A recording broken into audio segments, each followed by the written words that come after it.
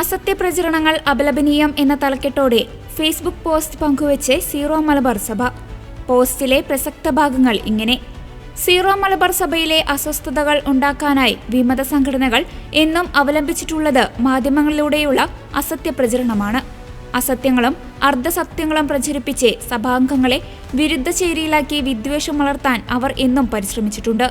അതിന്റെ ഏറ്റവും പുതിയ ഉദാഹരണമാണ് കാഞ്ഞിരപ്പള്ളി രൂപത കുരിശിന്റെ വഴി നിരോധിച്ചു എന്ന പ്രചരണം.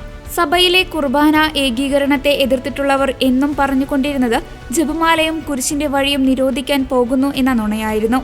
വിദ്വേഷ പ്രചരണത്തിലൂടെ സഭയെ ഭിന്നിപ്പിക്കാൻ നേതൃത്വം നൽകുന്ന വ്യക്തി തന്നെയാണ് ഈ പ്രചരണത്തിന്റെയും പിന്നിൽ. തെറ്റിദ്ധാരണ പരത്തുന്ന വീഡിയോയെക്കുറിച്ചുള്ള പത്രവാർത്തയും കാഞ്ഞിരപ്പള്ളി രൂപതയുടെ വിശദീകരണവും സഭ പോസ്റ്റിനൊപ്പം പങ്കുവച്ചിരുന്നു. പോസ്റ്റിൽ പറയുന്നത് ഇങ്ങനെ: കാഞ്ഞിരപ്പള്ളി രൂപതയിൽ സ്ലീവാപത നിരോധിച്ചുവെന്ന വ്യാജ പ്രചരണത്തിലൂടെ രൂപതാധ്യക്ഷനെതിരെ അധിക്ഷേപകരമായ പരാമർശങ്ങൾ ചില ഓൺലൈൻ മാധ്യമങ്ങൾ നടത്തുന്നതായി അറിയുന്നു. വിശുദ്ധവാരത്തോടനുബന്ധിച്ച് രൂപതാധ്യക്ഷന്റെ നിർദ്ദേശമനുസരിച്ച് രൂപത പ്രോട്ടിസിൻജലൂസ് വൈദികർക്കായി നൽകിയ ഓർമ്മപ്പെടുത്തലുകളെയാണ് ദുർവ്യാഖ്യാനം ചെയ്ത് തെറ്റിദ്ധരിപ്പിക്കാൻ ശ്രമിക്കുന്നത്. സീറോ മലബാർ സഭയുടെ പാരമ്പര്യങ്ങളോടും സിനഡ് നിർദ്ദേശങ്ങളോടും ചേർന്ന് ആരാധനാക്രമത്തിന്റെ തലവനെന്ന നിലയിൽ തനിക്ക് ഏൽപ്പിക്കപ്പെട്ടിരിക്കുന്ന രൂപതയിൽ ദേവാരാധന പൂർണ്ണതയിൽ നടത്തപ്പെടുന്നതിന് നിർദ്ദേശങ്ങൾ നൽകുവാൻ രൂപതാധ്യക്ഷന് കടമയുണ്ട്.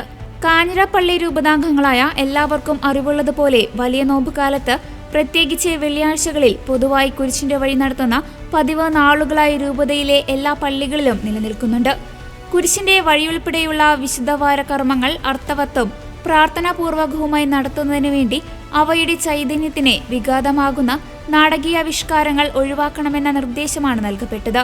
അടിസ്ഥാനരഹിതമായ പ്രചരണങ്ങളിലൂടെ ദൈവജനത്തെ തെറ്റിദ്ധരിപ്പിക്കുവാനുള്ള ഗൂഢശ്രമങ്ങളെ സഭാസമൂഹം തീർച്ചയായും തിരിച്ചറിയും.